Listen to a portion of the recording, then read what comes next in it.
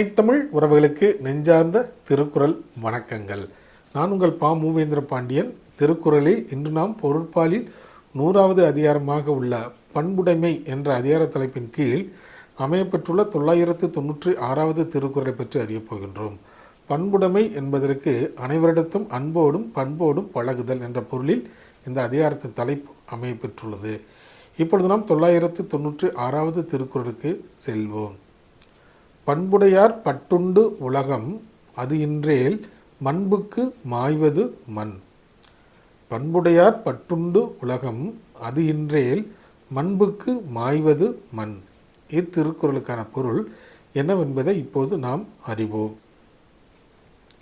பண்புடையவர்கள் இந்த உலகத்தில் இருப்பதால் தான் இந்த உலகம் இன்னும் அழியாமல் நிலை பெற்று விளங்குகிறது. அந்த பண்புடையவர்கள் இல்லாமல் போய்விட்டால் இந்த உலகம் மண்ணுக்குள் வீழ்ந்து அழிந்து போய்விடும் என்பது இத்திருக்குறளுக்கான பொருளாகும். மீண்டும் பொருள்: பண்புடையவர்கள் இந்த உலகத்தில் இருப்பதால் தான் இந்த உலகம் அழியாமல் இன்னும் நிலை பெற்று விளங்குகிறது.